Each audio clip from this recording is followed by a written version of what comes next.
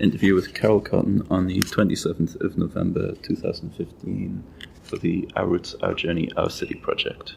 Right. So the first question, how did you first come into contact with the Bangladeshi community?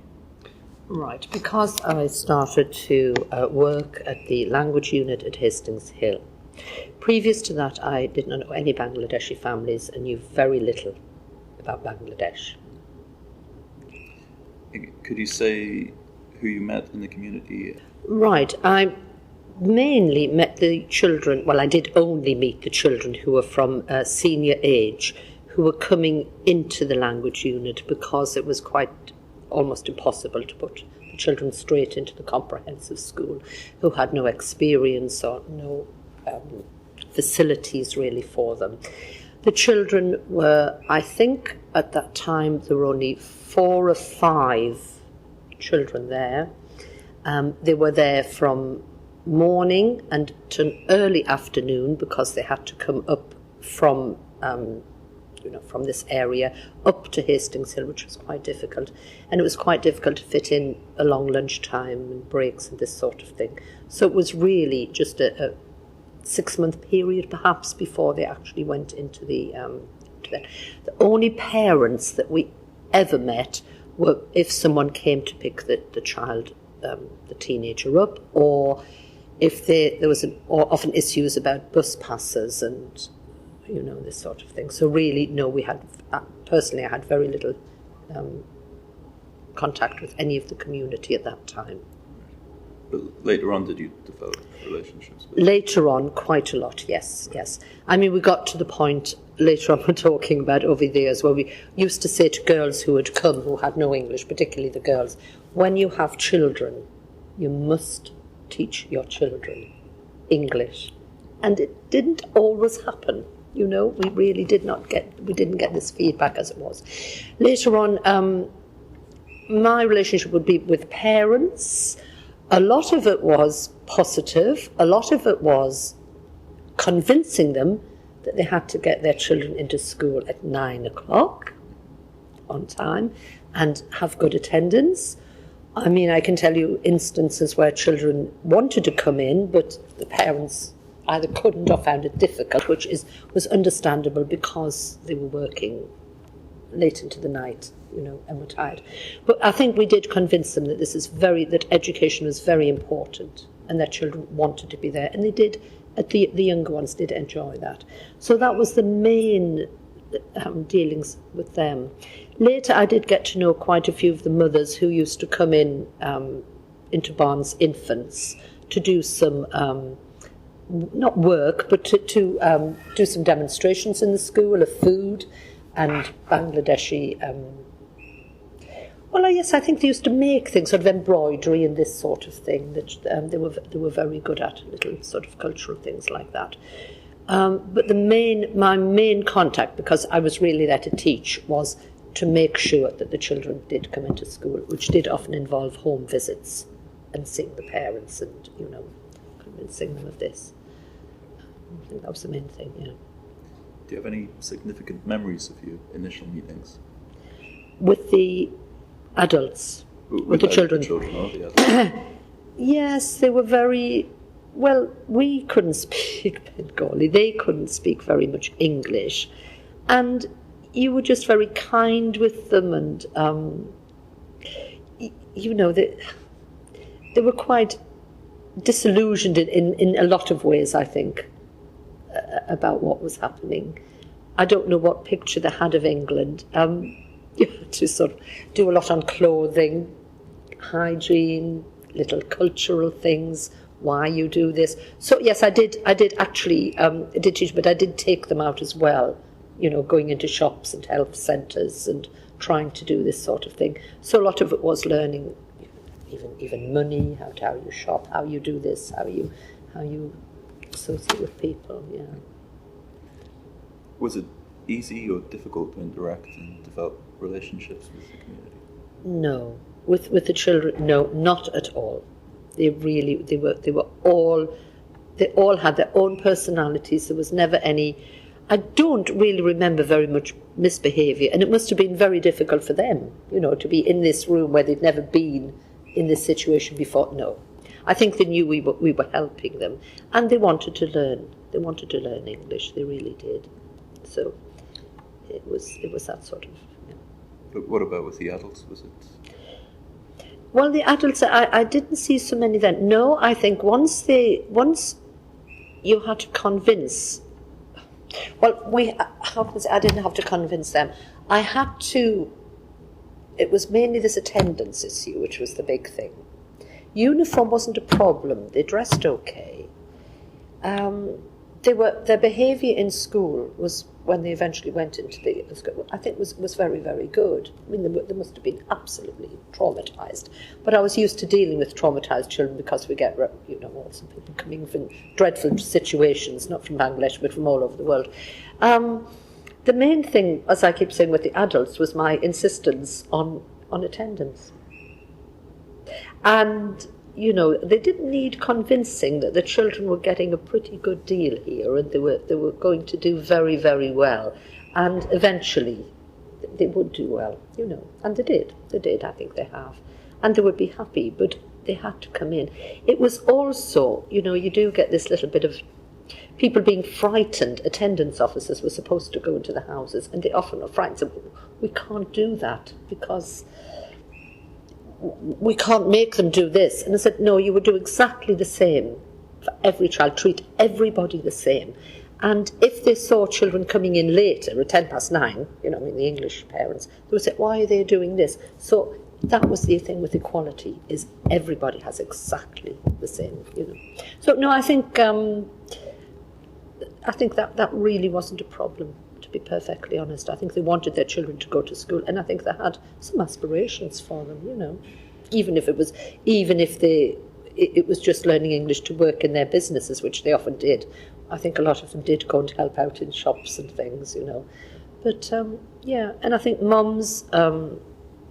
I did visit mums and did try to help because they generally had children and they needed some support with that. Sometimes if it was difficult for them to get to the school, if that was the reason, and mum they have this thing about they didn't want to use buggies and they didn't want to use prams, So we did try to put help in with that, or if we saw there was some sort of, I think sometimes some of them that did quite get depressed, we did try to put some help in with that sort of thing. Yeah. Were cultural differences difficult to overcome? Well, within the unit or within schools? Within everything. Well, we learned. I still felt, although I'd done this for the sets, I still felt I was on a learning curve. I mean, for example, we bought some dolls to use in Barnes Infants, and this little girl came into reception. Oh, one thing was to get them into nurseries. Yeah, that was one of the big projects. Get your children, they're not babies, get them into nurseries. And I think that is one thing we really did achieve. And that was wonderful. Yeah, we bought these dolls, and this little girl, she screamed the place down. And then because they don't have dolls, and it's an image of the face, so you had things like that to deal with. Religion, not so, because you had to respect that, and you had to convince heads. You didn't convince them. I think they understood very quickly that they had to have time off for Eid. The fasting was a problem because the very young children were fasting. And you can't, that was really, really hard. So we did try to convince them that at that age you can't really fast. Not go to school and fast like that. The older children, that was up to them. But we did try to say, look, can you? And they fell in with that because the children were just absolutely shattered. It was really this, there was a problem with children who went back, this isn't culturalism, but went back to Bangladesh and had the long absences. I mean, that was an ongoing thing. I had a problem with that when I was doing an Ofsted at Barnes and had everything prepared. I had this group of children ready, all their books, everything. They'd made these wonderful little books, very similar to the children in the class. I think they were on animals and what have you. And then on the very morning of the Ofsted, this boy who had not been there for about 6 months, walked in. I felt like, go home, go. But anyhow, he stayed, and it was okay. I managed to fit him in, but that was a big problem. And I think that, out of anything, was the biggest problem to convince staff, because they'd got so far with the children, and you'd have this long absence. But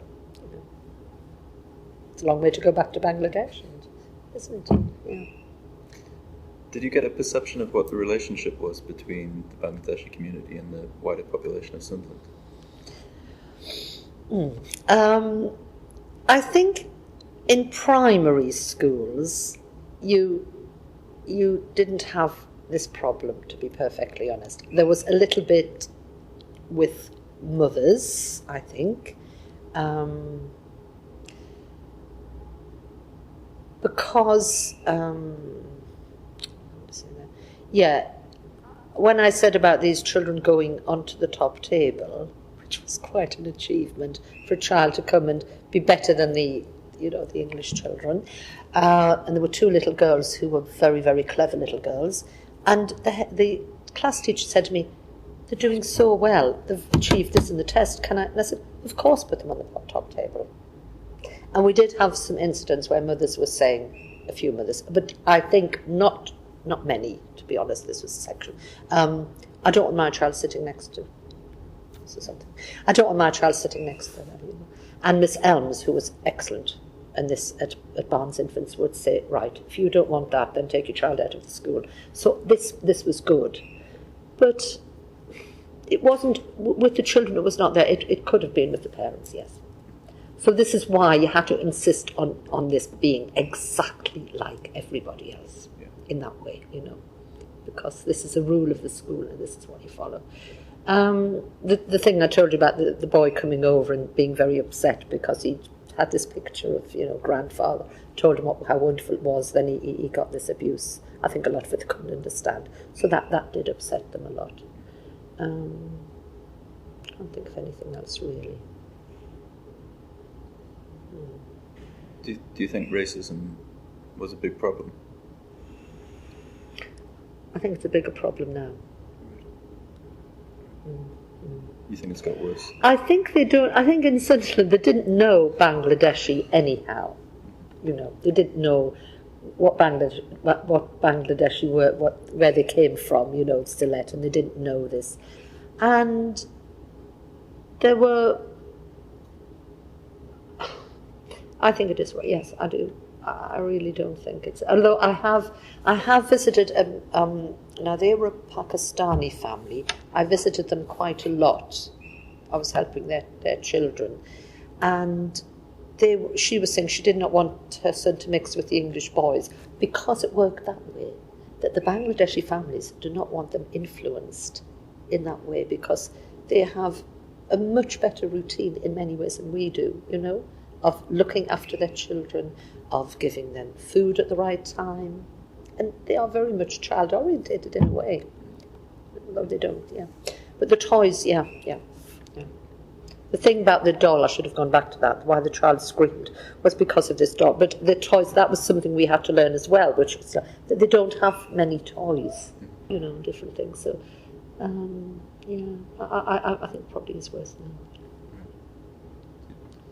But it's the religion, isn't it, rather than the Bangladeshi thing. I think it's it's the mosque and the Muslim. This is what I think gets to people. Whereas in those days the mosque was very, very small and not so significant. When do you think it got worse?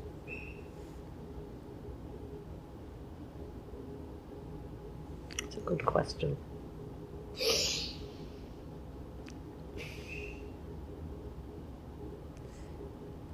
Probably, but when more families, probably when there are more people coming in, if it's a small group, when you're moving from Hendon into the wider community, and moving into houses, and they think so many people here, and that's probably what has happened. It's this movement from this this. It's okay when you're down here and we're not seeing very much, but once you come into this community. When was that? When did this happen? I think the past, difficult to say, I think probably the past 10 years, Right. to be perfectly honest. And people are more vocal about this, you know. Yeah. I think that's just because there are more people there, and media and events, and it's a lack of understanding, really, isn't it? Outside of racism, what do you think are the main challenges that the Bangladeshi community faced or are facing now?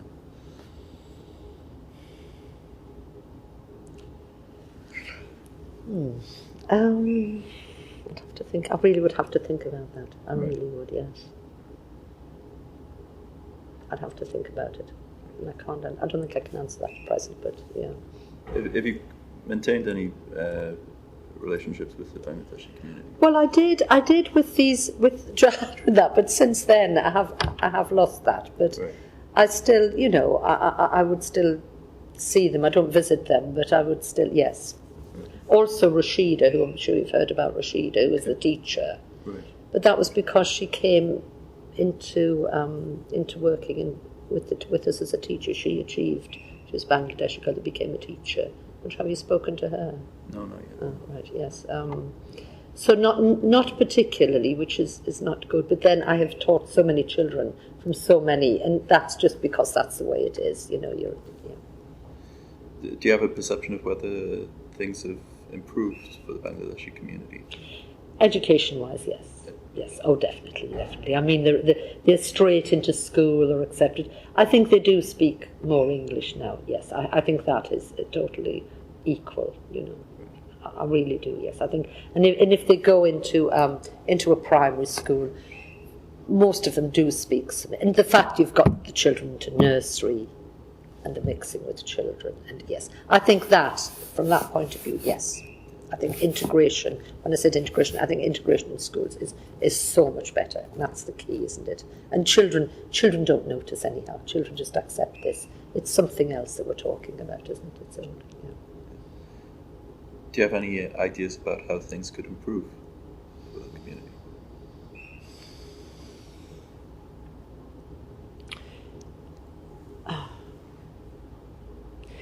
Well, in a way, I think getting people into work with, you know, colleges and work, and then you get friendships. You know, if I go to the opticians, for example, Specsavers, which is Specsavers, which there are so many, I guess, Bangladeshi girls there, or in their saris and whatever, and I think this is great, and they're doing a very, very good job.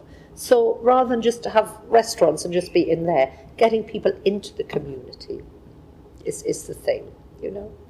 I think possibly, I mean, I have friends who live off Chester Road, and she has quite a few Bangladeshi families in her street, and she said they're wonderful neighbours. So I think in that way things are improving. I really do. Definitely.